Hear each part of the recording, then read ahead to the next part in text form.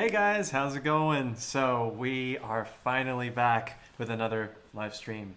And this time, I have my new computer. Woo! So, yeah, I'm pretty excited actually. It's the first stream with my new setup. And hopefully there's no lag. So, yeah. And yeah, I'm just very proud that, hopefully I might be progressing. We all grow. In my case, I might grow from boomerang into non-boomerang. That would be nice. Anyway, welcome back and hope you're all doing well, especially during these difficult times. I hope that, yeah, you've been checking in with your friends, your family, that everyone you know has been doing well and is happy. Yeah, and I'm so happy as well. Last night we even had movie night on the Discord server, so that was pretty cool. That was my first time, a Ghibli movie we watched. So yeah, that was also a really fun experience as well. In addition to, of course, practicing and all that serious stuff. But anyway, without further ado, today I thought it'd be fun to sort of look through Mozart's Concerto No. 5. Mozart was 19 when he wrote all 5 concertos. I mean, how amazing is that? What a prodigy. And he, yeah, it was, composed. He was in Salzburg, and yeah, it was. He was really such a genius, and yet somehow each concerto sort of like, develops and becomes even better. So yeah, the 5th one is, I think, the most popular one, and I would say Mozart's third concerto is probably number 2, like the second most popular. Then the 4th, and yeah. But number 5 is also incidentally in Suzuki Book 9, I think. Yeah, I think so. So it was one of the first concertos that I learned actually. Besides like a bigger one. So yeah, that was really something. I still remember that. Anyway, so let's get to it. Let's take a look at this music. And just a quick hi to the chat. Hi everyone, and thank you for your donations. It's great to see you. And hey. Sorry, don't worry if you missed the movie night. We'll have more. I think there's a movie every night, so don't worry about that. Anyway. Moving over here, thank you, Mikolaj, for your donation. Right, let's take a look. Boom. Here we have music. All right, it's a clean slate. I decided to, not put any fingerings and bowings in because, we want to sort of develop it as we go along, and let's just see how far we get. So, yeah. All right. I don't think I need the headphones anymore, so I'm going to put them over here. If I mute myself, though, please tell me. All right, so here we go. We're going to start right over here. So, whoops. Starting there. Actually, you know what? Let's could sort of play through a little bit of the tutti a little bit.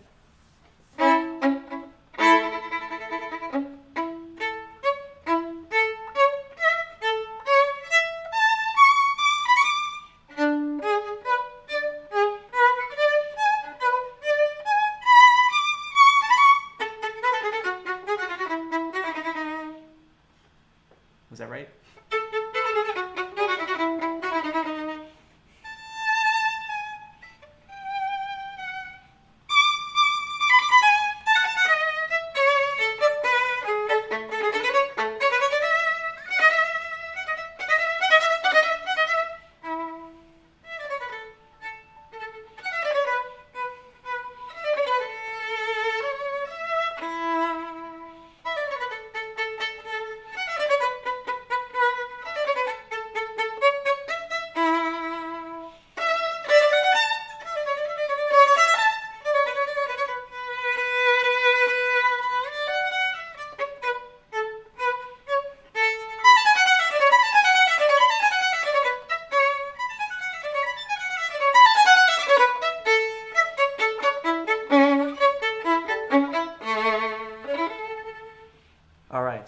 that intro is the intro, the exposition, we should say. Haha. What are we? Are we not musicians here? So the intro is the exposition, tutti, whatever you want to call it. Is, it puts you into that spirit, that Mozartian spirit, and you get this great way to put yourself into that mood. And so when you're even listening to it, as you're it's a great chance for you to, when you're playing it, just have that in your mind, and then you sort of get into this Mozart spirit. Because what is that Mozart style, right? What is it really? Well, it's kind of like this. It's like the paintings of the time. It's this elegance. A lot of people always say Mozart is light. Well, light. I mean, what does that mean, light? Well, it just kind of means that it's got elegance, it's got charm, and you have frills. It's kind of like architecture, paintings, just like ornaments of that time, classical period, right? And then here we have the beginning of what is going to be like the operatic solo movement. So this is super operatic here. In fact, let's get some opera, a little bit of, yeah.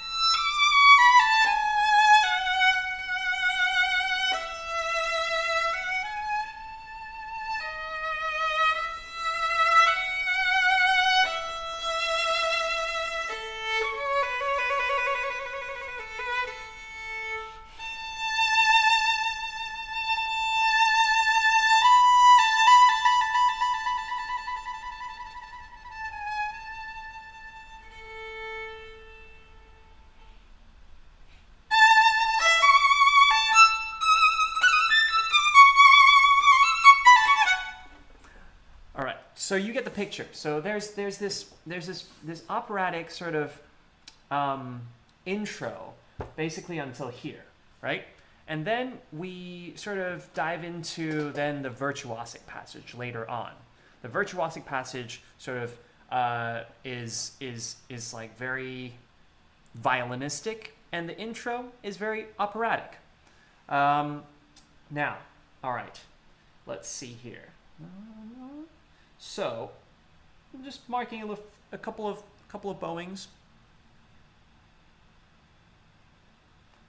I think I did there's multiple ways you can do this. I think when it comes to bowings and fingerings, you can sort of, well, as long as it helps the music, that's the most important part. Here, this is interesting.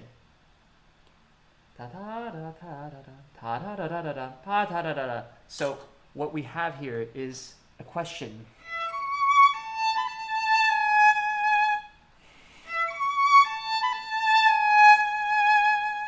And then sort of another question. And then finally, maybe an answer?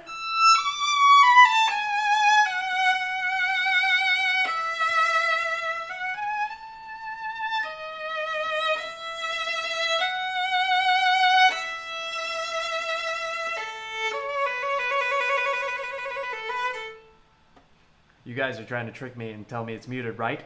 It is not muted. I know it's not muted. Stop doing that to me. You guys are bullying me.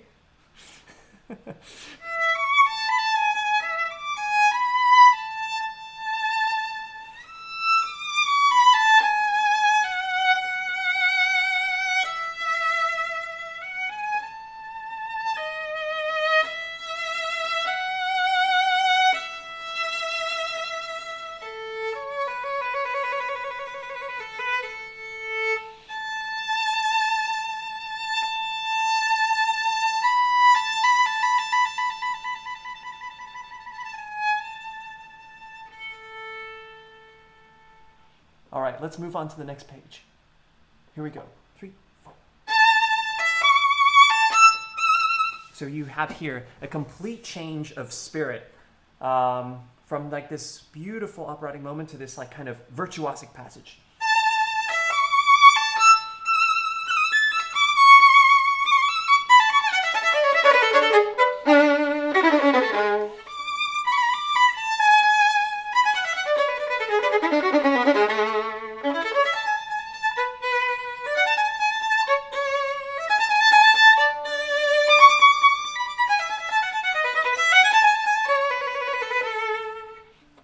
So there you have it. That's a sort of the end of the first section here. All right. So we can take a look at this, and we're going to call this the virtuosic passage. And then we are, thank you for the donation. So we have then a next, like we finish there, and I think when it comes to, I like to put a little harmonic there, so let's do that.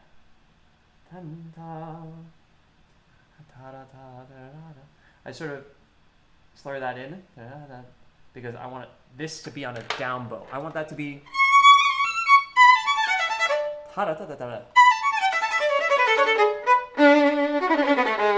Thank you, Marcus, for the donation. Yes, I know how the mute button works.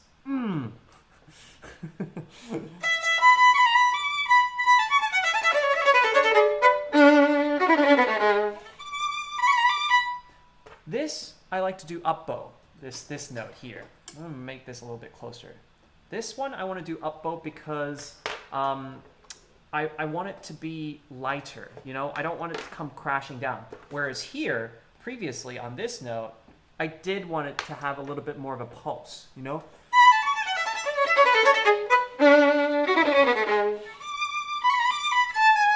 Like kind of like, oh, well, nothing's going on. Like, what's going on? You know, it's this. And then, no, nothing.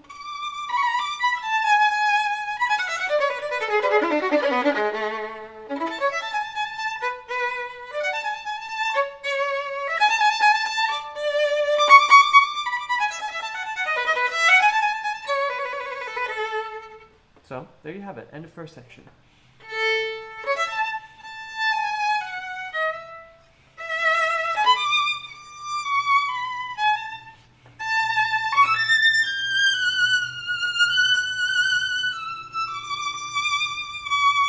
Oh yeah, this note here is always like a weird thing, because like he writes that in the manuscript and people are like, you know, Mozart, he never made a mistake, he was always perfect. But I always, you know, I think it's a bit weird. You know, I think that it was probably just missing a ledger note. Because if you think about it, yeah, that's like a third below, the A is a third below the E. So I'm not really convinced by that being an A. But, you know, I mean, look, it's an ornamentation. It's an ornament note. They used to like, I was about to say that actually on the previous page here, you could make an ornament of whatever you would like after this note. So you could just do,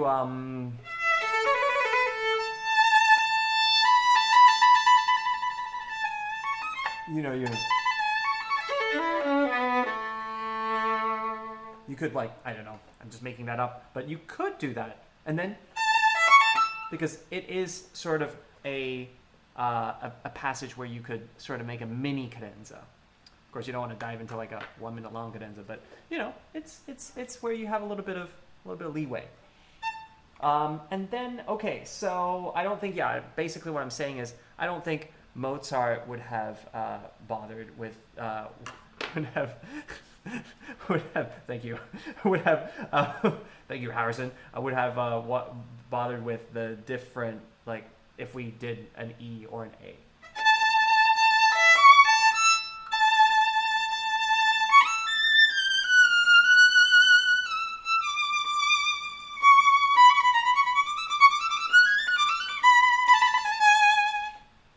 Okay, then. Again, Mozart is filled with questions and answers. So, dun, dun, dun, dun, dun, dun, dun, dun, dun, dun. It's like, it's a question. And then this is the answer. But then they're not satisfied. I said the same answer. I can embellish if you like.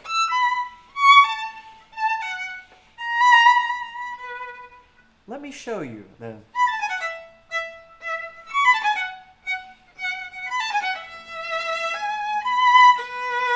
I sort of imagine we're in the store. We're in a kind of like a tea house maybe. There's lots of porcelain. There's lots of a lot of teacups and stuff like that. Everything's very delicate, very beautiful. And you sort of have this person who comes in, who's a customer who comes in a little bit less. The tea shop itself is very, very beautiful, but then the person is a little bit an average person who's like, what do you have for sale? Well, we have many things. Well, what would you like to show me? Well, we could show you this. We have this and this.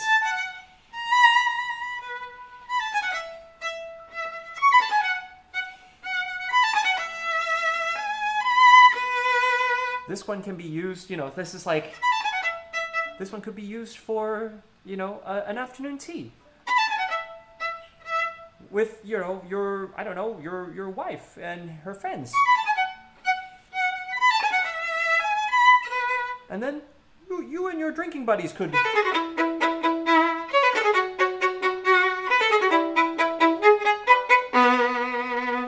So there it's like you have two different characters between this one and then this one. Right? So that's kind of a cool thing in Mozart. It's filled with characters. That's why it's so operatic. It's not operatic simply because of singing it in a... I mean, there's that too, melodically, but also character-wise, it's operatic. So that's really cool.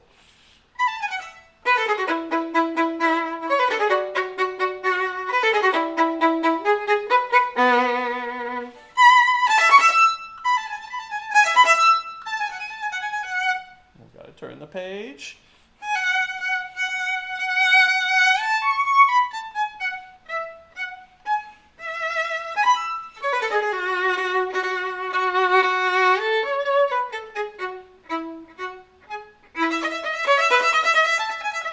So here, we want to make sure that sometimes I know that this is a popular spot to do less here.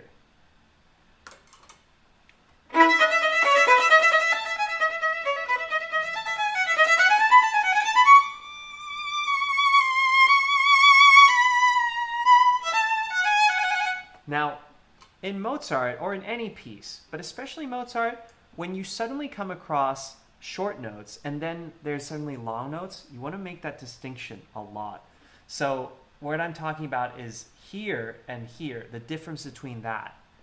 There has to be what we call, I guess, a color change, but more like a mood change. So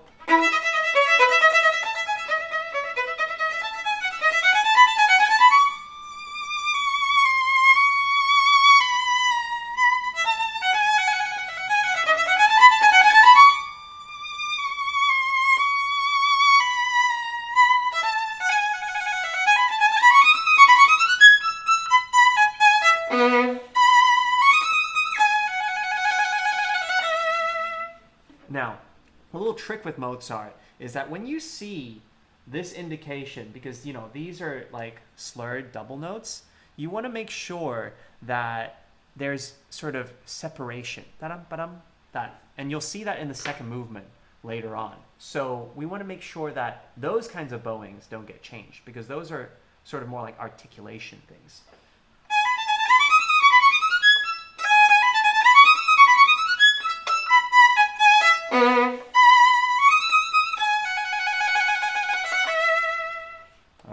And then moving on, this is the tutti. It's always like the tutti, think about it in like a musical or an opera. It's always like the chorus being like, yes, that's right. Yes, that's right. You can drink your tea set here or something like that. I don't know.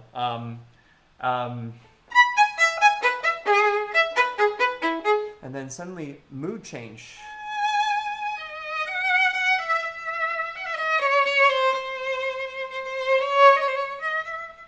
So ya, ya, da, da, da, da. Here we want to make sure that there's a different mood, right?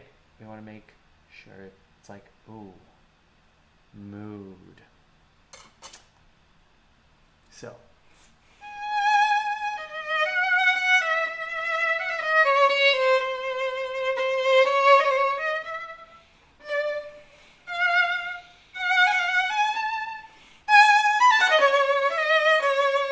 There's still the question and answer though. So, you know, here we have kind of an answer. Even though things are a bit more worried, I would say the mood is like it has a little bit of anxiety, I guess.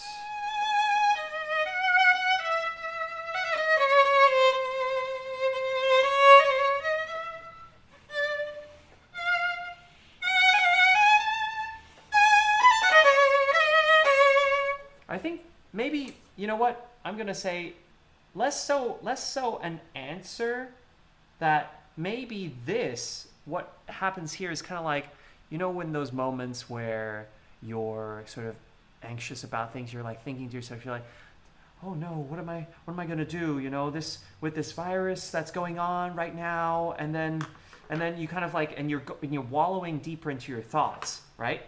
But then at some point you're just like, no, you shake yourself and you're like, no, I can't think like that. So you're like, that's probably what is going on here. Thank you for the donation, Martin. That's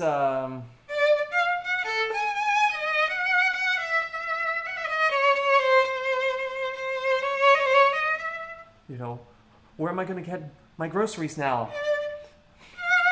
Here or there?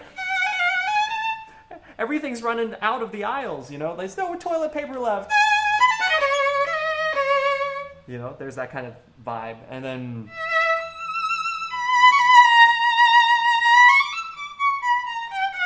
And this is kind of yet a different character. Here it's kind of like voice of reason. It's like, well, you could use other things, you know, to wipe your butt, and I don't know.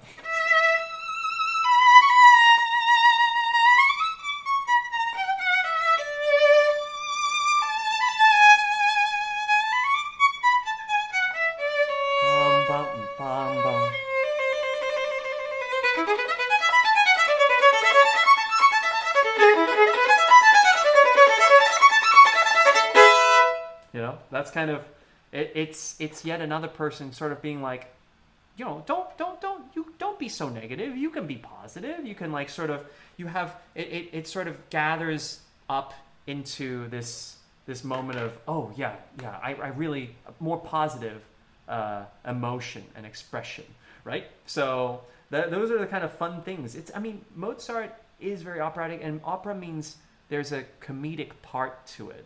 And by comedy, I don't like, it's not comedy, and drama is very full of depth. It can be on the surface something that is like, haha, it's comedy, but in the inside, it still has depth. So those are the kinds of, that's the musical language of Mozart. So and then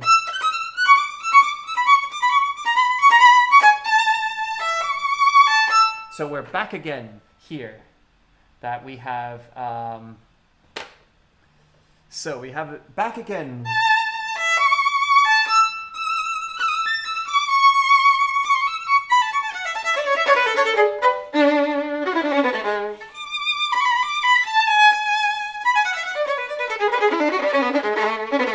But this time I sort of inject a little bit more worry into it. It's like, it's you're back, but you've kind of been shook by the events that have just happened.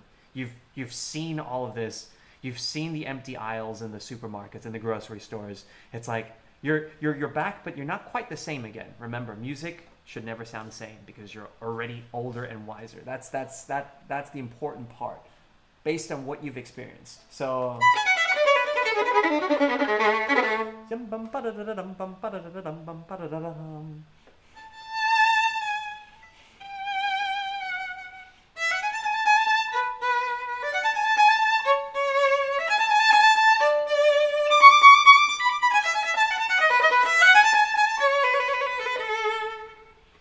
And then back to.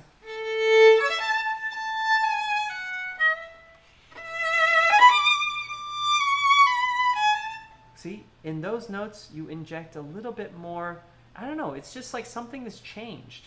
That's what makes it different. That's what makes it not boring from the first time.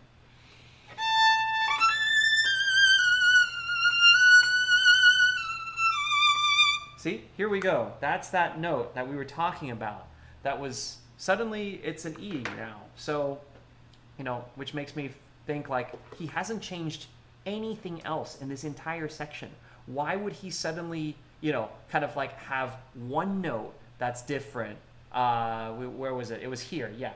Why would that note be different when every single other note and also the harmony in the tutti is exactly the same? So that's sort of my thoughts. Even Mozart made mistakes. They may not have been boomer mistakes, but they were mistakes.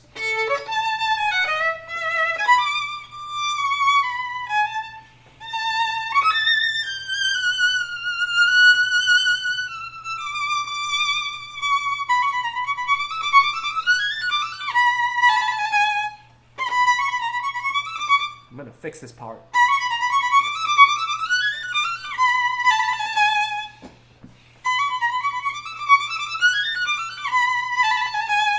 Okay, so just a quick how to practice these sorts of things is that you basically, anytime that you have any sort of difficulty with a passage, what you want to do is you want to divide it up and just always, usually what happens in a passage when there's, you know, an issue with it is that it's always between a shift between two notes, right? So maybe here.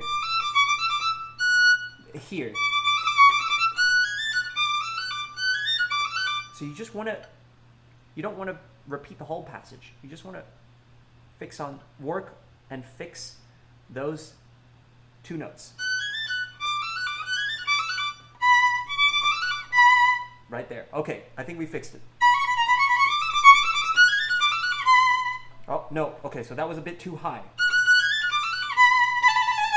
So I usually write down the fingering because that helps kind of remind me that I need to place that particular finger down, and that's a dangerous note. There we go.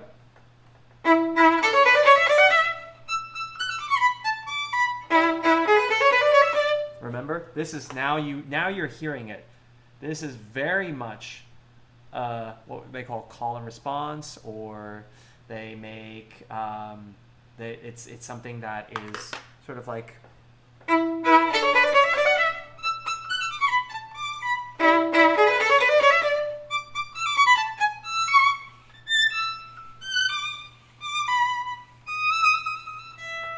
All right, let's go on.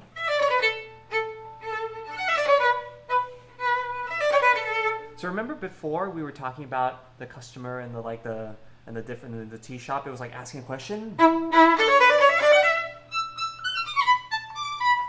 This time the difference is much more. It's like the lower is much lower and the higher is even more high. So there you can play around with that. Make it more extreme.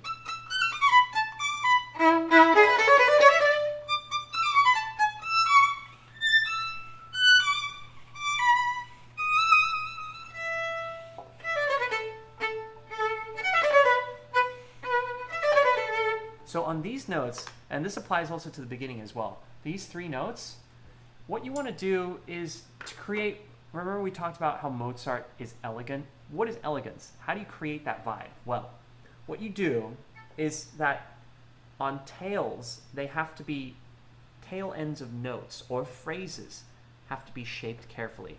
Think about like, you know, when you're writing an A and in cursive, you know, when you write that letter A, you want to make sure, oh, well, I'm not going to write it here, but basically that the A, the tail, this part of the A is like very elegant, right? You want to make sure that it's sort of like that. And Baroque architecture sort of like, you know, it's still, even though it's already the classical period, there's still a lot of, well, if you look at like those kinds of buildings from that era, it's very like a lot of Romanesque columns and stuff like that. So those kinds of twirly things are important, even in music. So that last one out of these three notes, this one is the least important, right? The last one is the least important. So what you want to do is make sure that yum dum bum bum, like it's not that it's softer, it's just that it's shaped more elegantly, right? That's important because it's not a diminuendo. It's just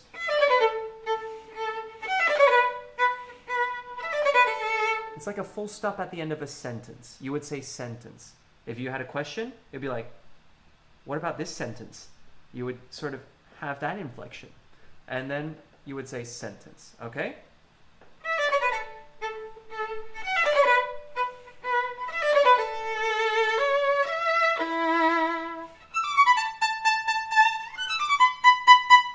This is kind of like a more embellished version of that.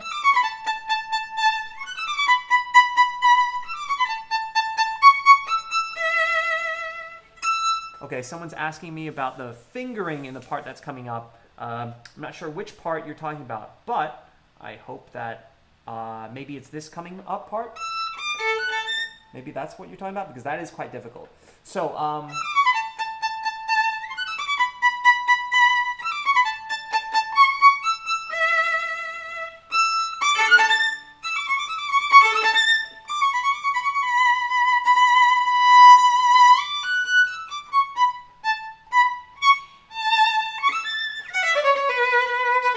that part is hard. So I'm going to write in my fingerings here just so you guys can see, okay? So da da da da da da da da da da da da da da da da to 1 1 1 da da da da da da da da da da da da, and then I shift here 1. So whoops. That means 1 3 4. And then I shift again, right?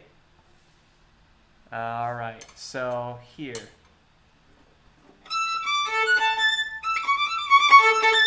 I use that part to pivot myself. Using harmonics to pivot yourself to make sure that you reach that note is very important.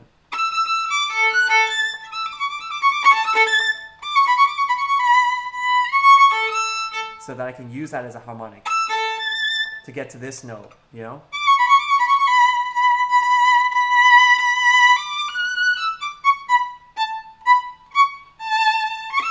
See what I did? I just did it again.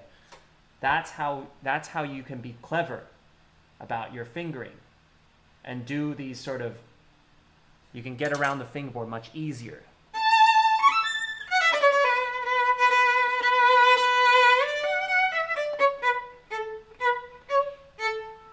Let's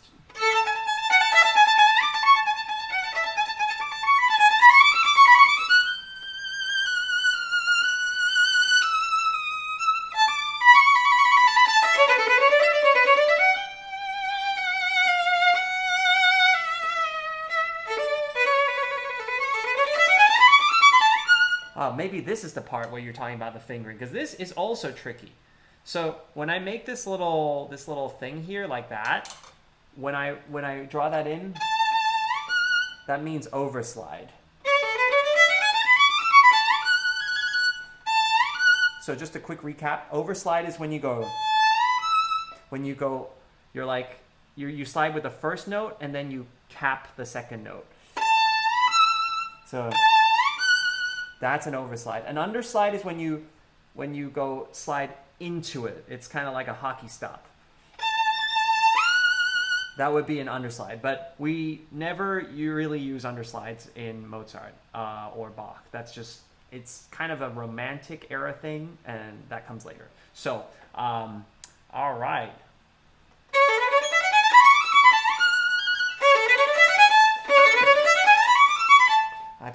3 there. Oh, whoops. 3 da da da. All right.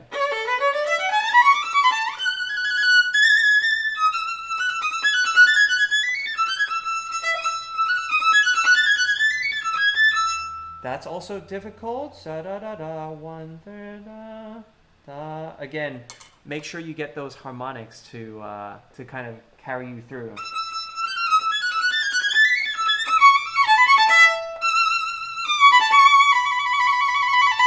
It's okay. So just real quick, this whole section.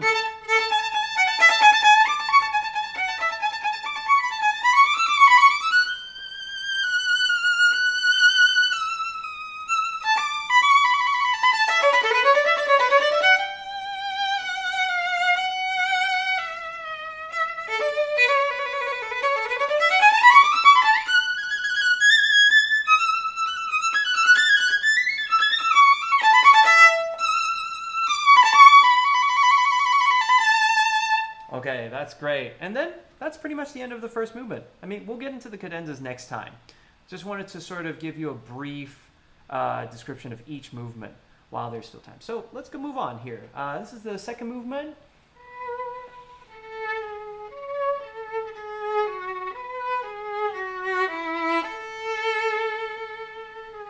Remember what I said about those kinds of duple things, those duple motifs. That's what we have here again.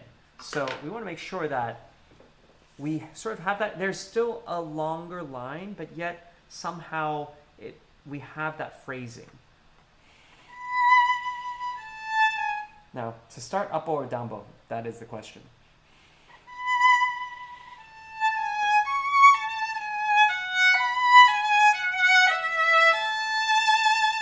If you start down bow, you can get to the down bow for this particular forte.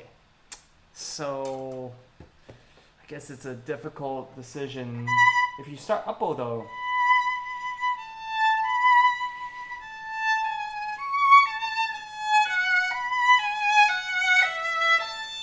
you could always slur the last 2 notes in.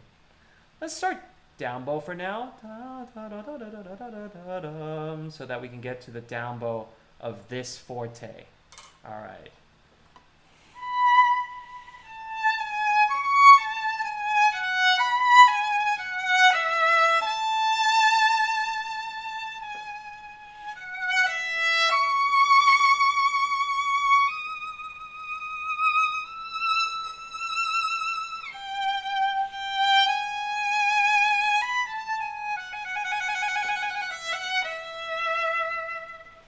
So that's kind of the first phrase. Thank you, Martin. Am I going to play one of the Haydn concertos? I actually have never played a Haydn concerto for violin, so that's that. There's that. But I can always learn one. I mean, now's the time. So, all right, we just went through the first passage like that. Now the second passage is sort of the same thing, but we just got to like sort of there's more insistency. Whenever you repeat something, there's always like.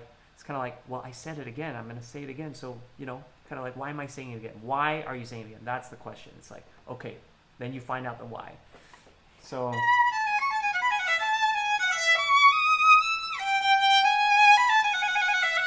Ba-dum, ba-dum, ba-dum.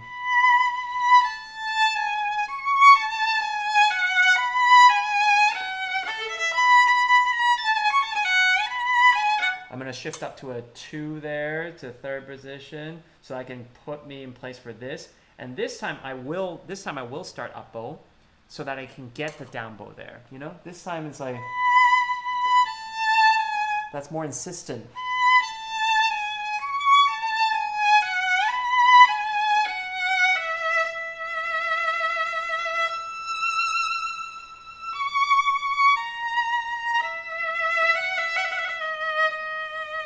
Oh, and also as a general rule, Mozart, his father wrote this book, and in it it says that the trills always start from above the note.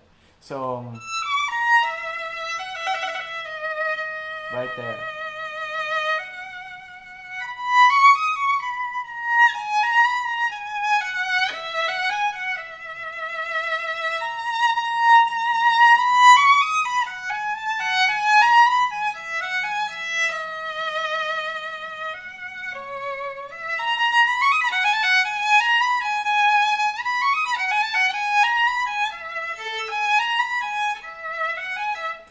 thinking about that open E string there. I know I marked it in, but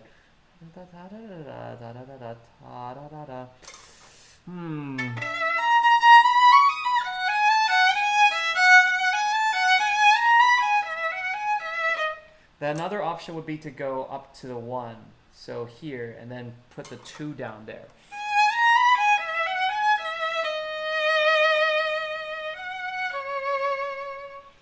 Yeah, that can work. All right, moving on.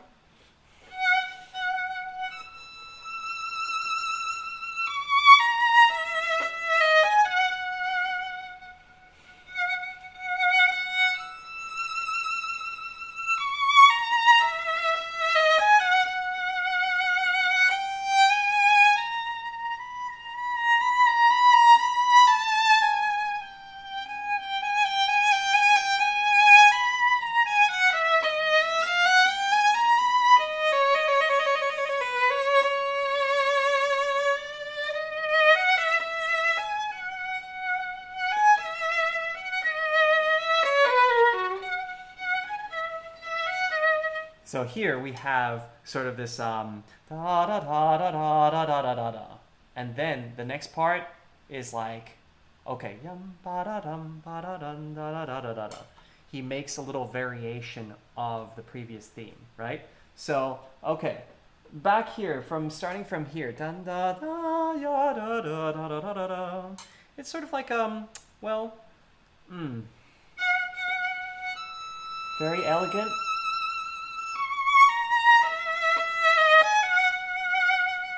This time it has a... that's the difference.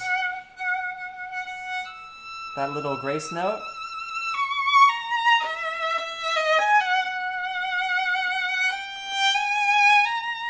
Now what makes this passage very, very difficult is that you have to be extremely light with the bow.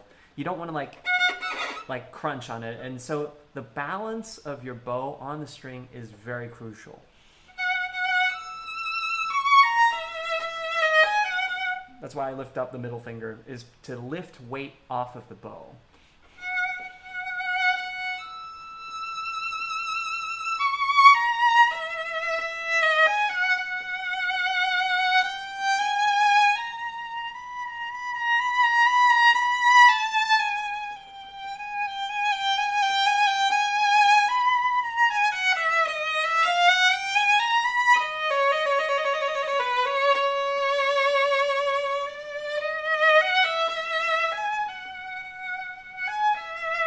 Here it comes lighter.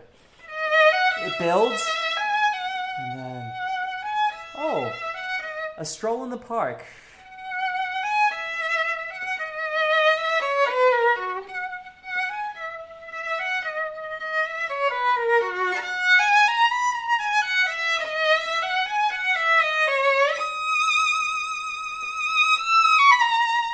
What's happening here?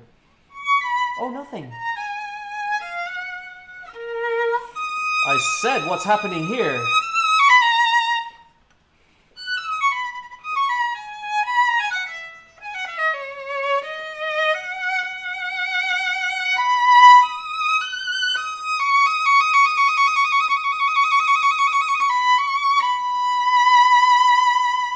So, you know, there's this sort of conversation that you have in the piece. All right, and then the rest of the piece is pretty much the same, except I want to skip some of it because when it comes back here again, it's something is different, you know. So.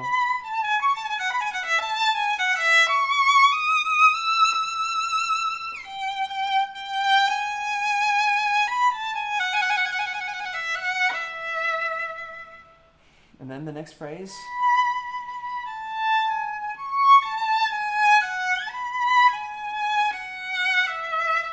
Now, in the orchestral part, that note, this particular beat is very, very important. On this note, the whole world darkens.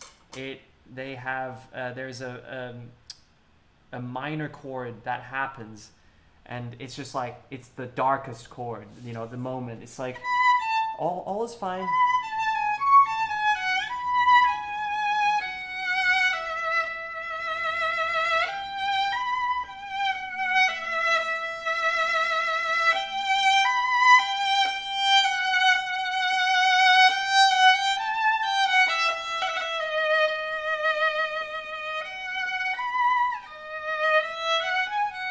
And then it's kind of like, but everything will be okay, right?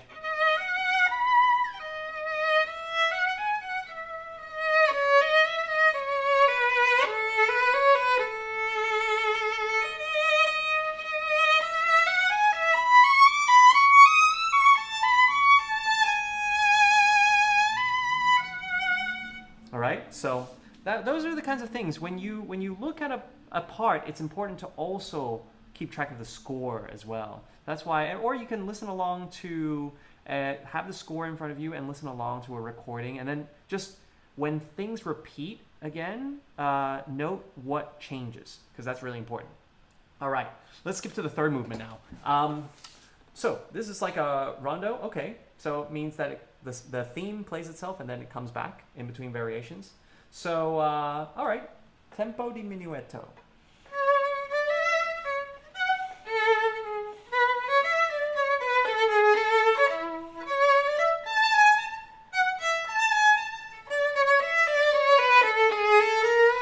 Oh, it's like a bit of like a dance, I guess.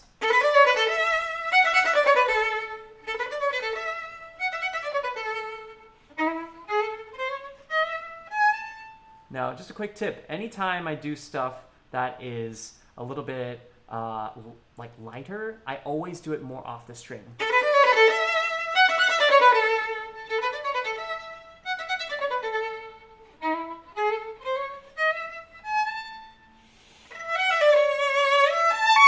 And then it kind of goes on. So that's like, it goes into sort of, it's like puffs of smoke, you know, here, that it goes like here, dum, bum, bum, bum, bum. If I could draw, I would draw puffs of smoke, but I can't draw. So you'll just have to deal with my weird non-puffs of smoke.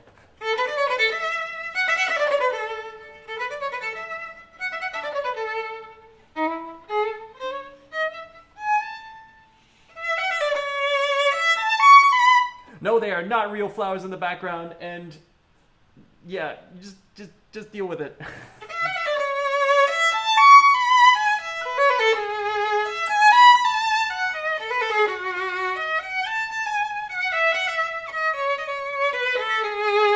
Da-da-da-da-dum.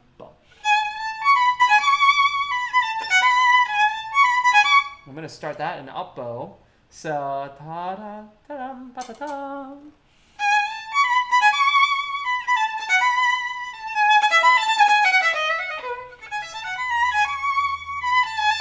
You know, here it is the second, it's the kind of variation of then.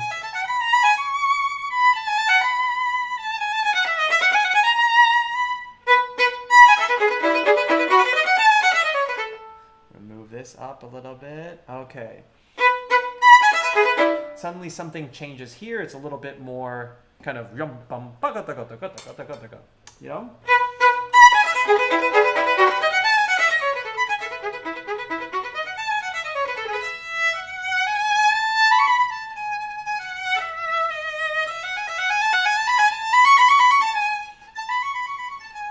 This is important, this little echo here, because he actually writes that dynamic in. Let's see if we can get a better bowing. I kind of go here like 1, 2, ta da da da da da da da da. So yeah, this is already down bow. Maybe I can do this. Ta da da dum.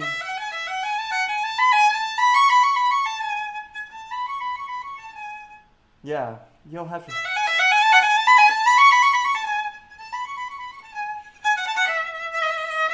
Yeah, I don't mind separating this note so that if we do it like this, because, you know, as long as the last note, you don't take like that, it's okay.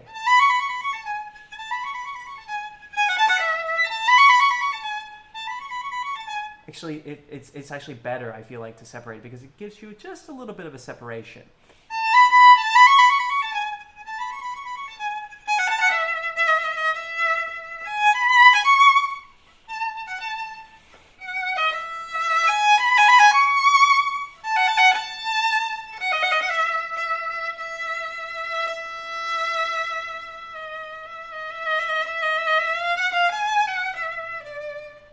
can actually write your own cadenzas. Maybe we'll do a cadenza writing class together, session. Who knows? Back to the theme.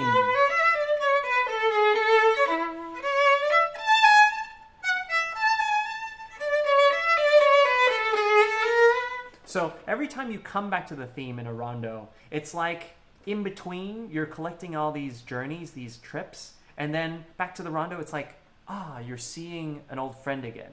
So it should have that familiarity whenever you come back. Another example of this is like Bach. You know the Violin Rondo?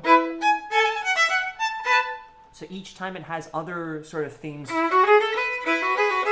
or every time it comes back, it should always like be like, oh, that's like you're seeing like a good friend, right? So it's a little bit like that. All right. Martin asks, should rondo theme be varied upon repetition? Should rondo theme be varied upon repetition? It is, and it isn't. And especially in Mozart, there are times when actually he writes, okay, so I'm just gonna, for clarity, this is the start of the theme again. There's one there. Let's take a look at, I don't think there is a difference between the first one and the second one. So it's like I would save it because it happens again and again and again and again, right? So just, I think that this one, after the cadenza,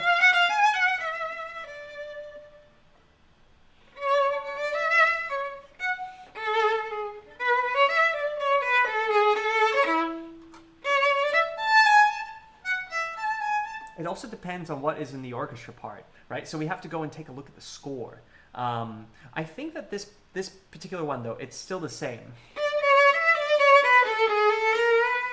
But if you look ahead to this one, okay, suddenly, oh, here we go. That's an extra note. After this one, the cadenza.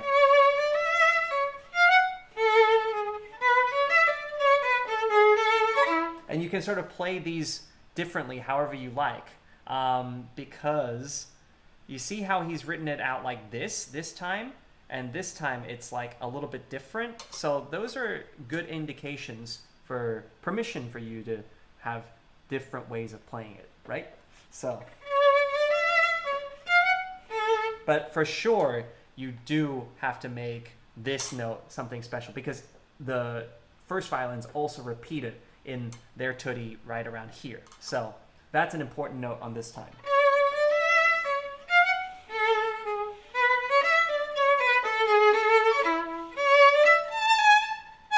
Oh, there we go. So that's also another thing that's different. We have trills now this time.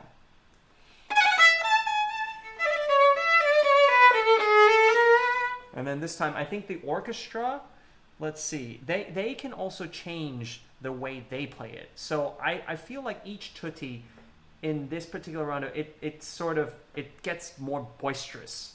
And so I've always played it, when I play with orchestra, I always try to encourage them that each time it comes around, that it's like, yeah, it's like da da da. When they take over, it becomes bigger. So all right, a little echo. Okay, this time I like to do a little bit of a not a rit, but just an end, because you know the first time it's like it goes. This time, and then here comes the Turkish March, right? So, okay. Yam ba da da da da dum. Da da da da da dum.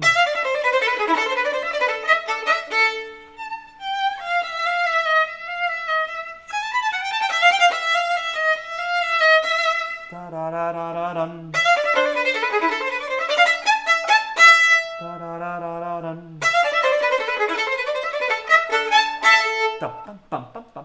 Okay, so, Martin asks one more question. Are you playing urtext? I am playing, this is a Henley edition. So, you know, it's got I think, suggestions of fingerings by people.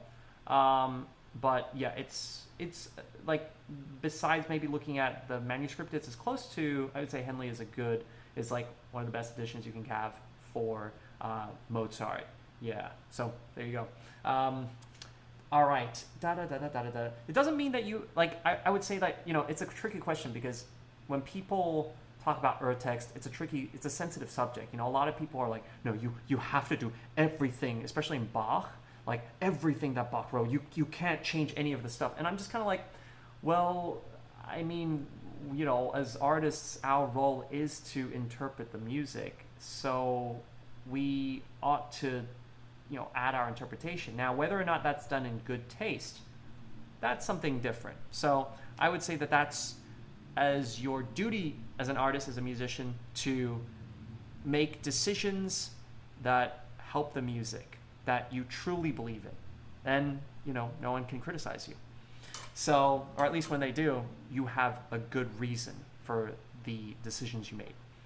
All right, so back to the Turkish March. And then here's the... And then the cellos, they have the colegno, that I always get them to do, like... It's like that kind of very Prussian sounding, like march.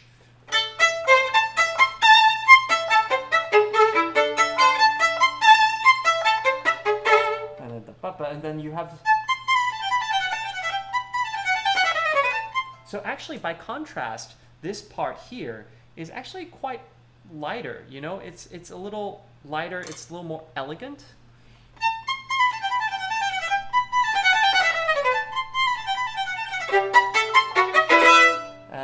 And then it repeats.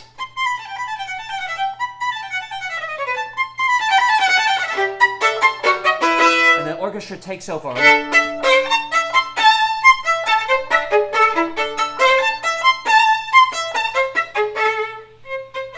And then passes it back to you. So you have to be, I would say, not take time here, but just a little bit, okay, now's my moment,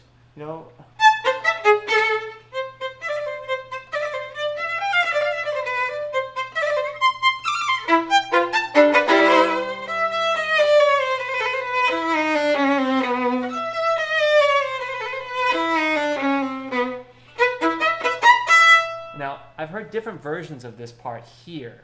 This is an interesting passage. You could,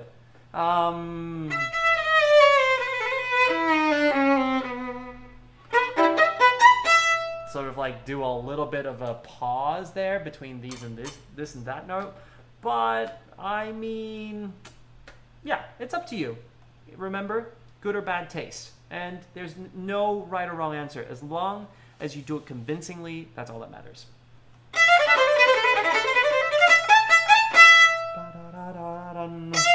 Okay, so this is all the same,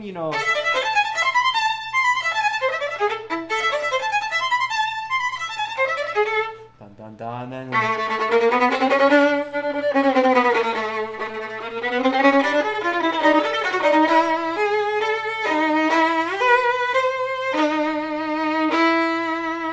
And then is the cadenza. I just played the Joachim.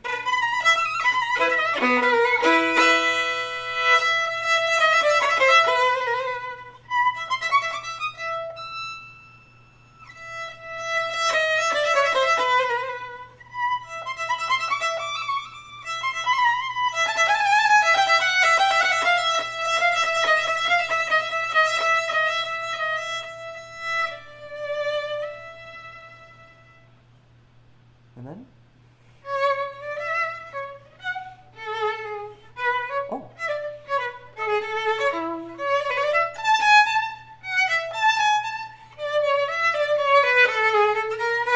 So there you have it. I know Martin was asking earlier, do we play each one differently? Well, if it's written like, with these differences, then yes, the answer is definitely yes. When you refer to something like Bach, I would say yes again. So I would say that if it comes multiple times, the first and the second don't vary so much because it's only the second time that we're hearing it. So it's kind of like, give us a chance, give the listener a chance to like, oh yeah, they're not going to get sick of it yet. And then in the third time, it's like, if it's written differently, do something, obviously follow it and try to figure out what the composer is trying to do in that rondo theme this time. But then if it's not written differently, well then carry the experiences of what you've just gone through and make it change, and also think about what comes ahead as well, right? So you want to set yourself up for a kind of a good in-between bridge passage. Okay, so all right, so here we are. I'm gonna start this time because all this is the same, so we're gonna this time this note is very important because it's different.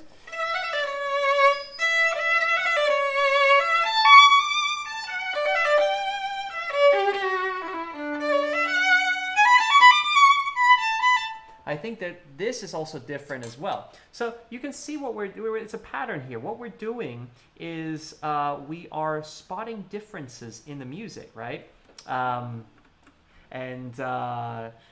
We're trying to create and bring out those differences. All right, just a little quick break while I drink some water here. Hi, chat. How's it going? Just saying hi. Oh, hi from Poland. Wow. Poland, it is, it's 106 where some people are. Wow. No, I cannot be your uncle, Riley. I'm not old enough yet. Don't do that to me. Let's see. Thank you so much. And thank you for the donations as well.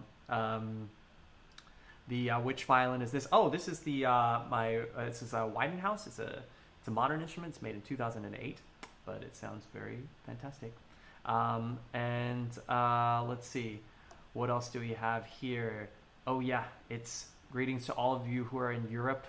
I tried to make the stream Europe friendly because the first two streams weren't, but next time we'll have to make sure that I think the stream will be later, so it won't be so Europe friendly, but Asia and Australia will get to watch the stream. So yeah, I just want to keep varying it up. Let's see. Loai says, could you please tell us some advice about how we can play Bach with the intonation? Well, Bach is very tricky for intonation because when you Bach has a lot of double stops, right? So it's like, so when you're doing that, actually I'm just gonna take a break from the music. When you're playing Bach like that, it's you want to make sure that there's what we call melodic intonation. So we've been doing that a lot in Mozart, depending on what key we're playing in. If we're playing in A major,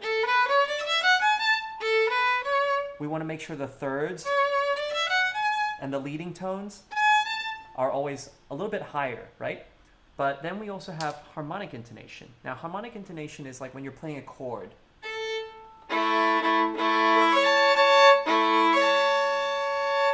However, that C sharp, let's say you're playing it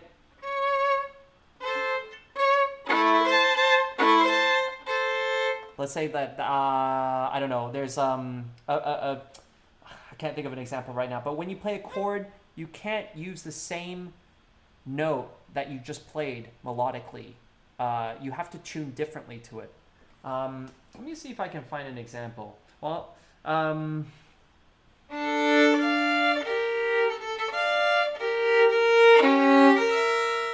for example, right there. So in the Bach, that would be a great example. So I'm gonna go ahead and find that Bach.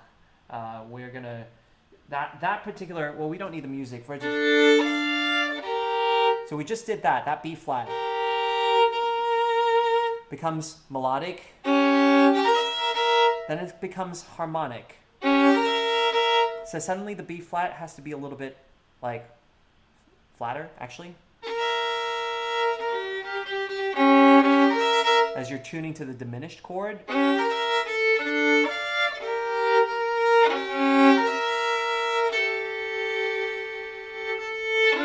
Obviously, open strings, you have to cater towards them.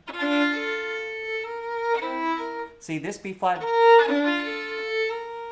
it's not as flat as this one, but then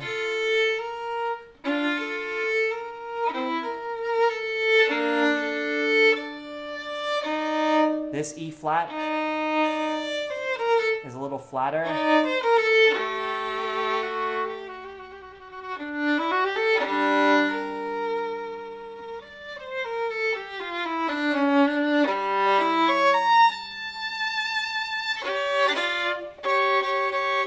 That C sharp can't be too high. If I play it by itself, it's like actually quite a flat C sharp. That C sharp is okay now because it's an augmented chord. So, yeah, gets very complicated. So, yeah. Wow, how do we get to that? Let's get back to the Mozart. Ha, good break, guys. So, all right. Where were we? Let's see here.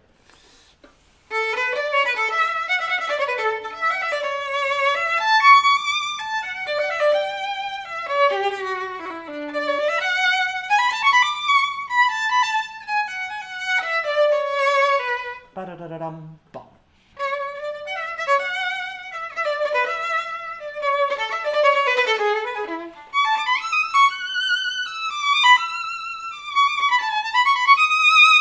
Oh, that is some tricky stuff there. I will just quickly help you guys out with a little fingering.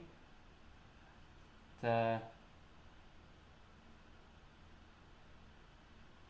you go. That'll save you.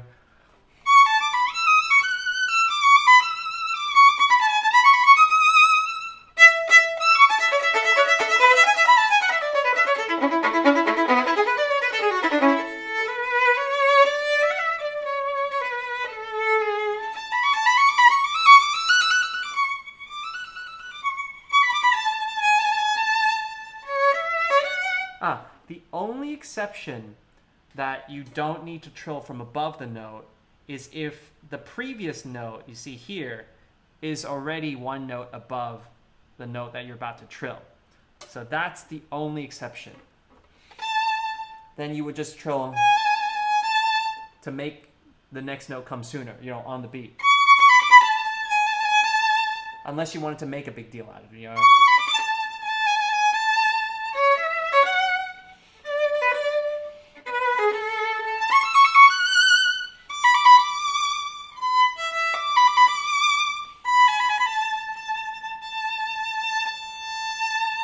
So, there you have it. Anyway, the rest is pretty much the same. And then at the very end here, all you got to do is, here there's again another Rondo passage, and you just, this time it's written out different. That's kind of always like, it's like hello, hello, kind of thing.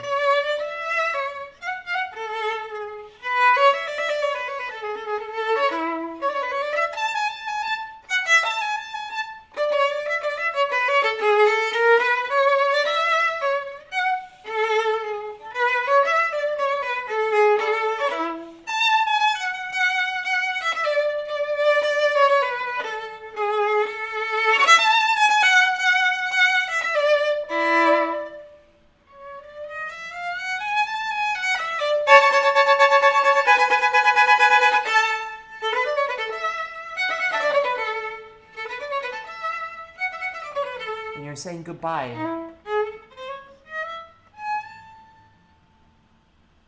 Just like that. So that's the Mozart Violin Concerto. Just in a quick sort of synopsis. I hope that helps you, because this particular piece, it comes up a lot in auditions and competitions, and so I felt like it was an important piece to address, because a lot of you, if you haven't played it already, you will come across it very soon. So, that's something that I would I hope that it helps you. So, yeah, all right.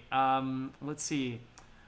We have a little bit of, let's see, we have a little bit of time left, I would say, to do a little bit of questions. How about that? So, I know that you guys have had some questions. Just type your questions in the chat box.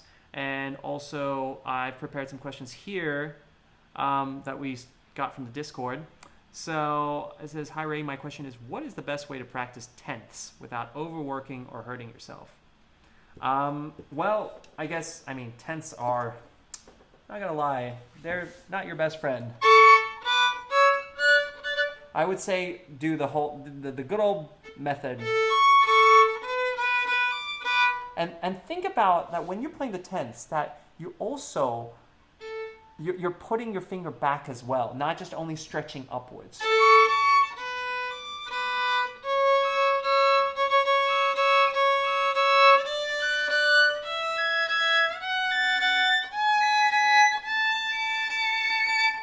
So that's the kind of method that I would advise, that you're not, and that you're not too tense, because by doing this, you're sort of redoing that. If you're only like, that's, you could be tense and you're not releasing that tension. At least this way, if you separate it, there will be a reset from every note that you play, every tenth that you play. All right, next question. Hey Ray, do you have any advice for people planning on getting a violin? Oh, okay, well, that's a good question. That's actually a very long question, because what to look for in a violin. I would say that very quickly, I think that's a future video thing that I might do, is like to show you guys what to look for in a sound in a violin. That obviously it's got to sound warm and powerful, and you guys all know brilliant and all that, but I think it's important to bring someone who is more knowledgeable than you when you go and pick out a violin. If you're serious, I mean. If you're just learning, you can buy one off the internet. I mean, I know there are tons. And look at the reviews maybe, and that's that. But like, if you're looking at a violin that is anywhere, that's, as soon as it's over, let's say $1,500, then I would say go to a store, take someone with you who knows how to play, and take them with you, and then you'll have a better time. All right, Ray, why are scales so important? Well, scales are important because when you come across them in the pieces that you're encountering, like Izai or Paganini and Vinyasky, that you'll have already practiced it. So, if there's I don't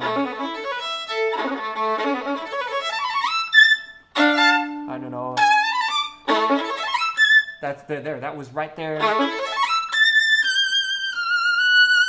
That was already an arpeggio. So, scales sort of get you around the violin, the instrument, faster. If you're practicing your pieces and you can't seem to, make them go faster, basically, even though you're like pushing yourself, it's because you haven't practiced your scales enough. So, because scales are the basis of how we, they're only one interval from one note to the next. So that's important to sort of have in your repertoire, so to speak, or in your repertoire. See what I did there, repertoire? Oh, by the way, I have an important announcement to make, which is that the hoodies that you guys have been asking for, I'm announcing that they are officially released today. Oh, that's right. The hoodies. That's right. Let's get some God voice in here. The hoodies are released today. All right, there we go. So there we go. It's you can go to raychen.plus to check out the hoodies, and they will be there.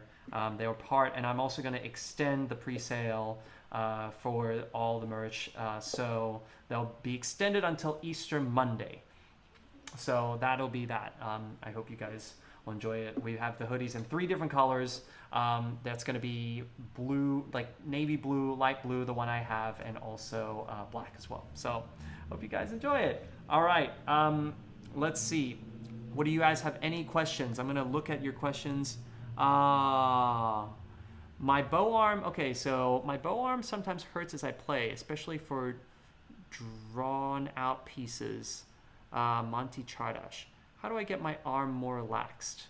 Oh, that's a good question. Well, I'm imagining that your bow arm is probably here. It's probably too tense. So you might want to just make sure that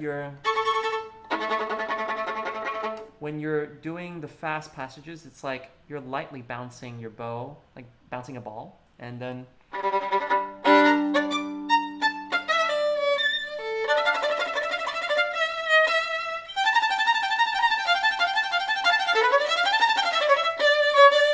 you have to constantly remind yourself to keep, because it's so easy to get excited, especially in you're like, and that's okay too, but you have to separate the excitedness, the tension. There's inner tension and then there's outward tension. It's very important. So, okay. Last question that we have. Let's see here. Well, do we have one more here? Do we? Maybe that's it. Okay. Okay. Guys, thank you so much for joining. And it's been a long stream. I think the streams are getting longer and longer.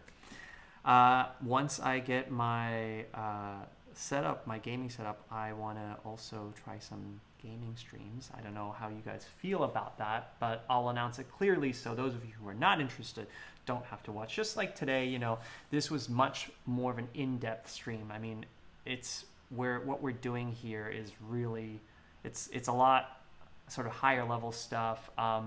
So I'm sorry if the stream, maybe to some of you, was not the same as other streams, but if you ever see the word practice in the word stream, practice streams, they're going to be more like this. They're going to be more in-depth. I'm going to be kind of getting into the piece itself and really sort of helping those who need it. So it's might be a little bit less entertaining, but I think it's also equally important, especially during this time when people can't have access to their lessons, their teachers, and stuff like that. So I want to make sure that you guys still have access to questions being answered when you do have them.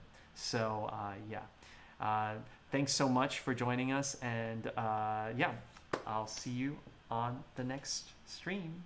Bye for now. Bye.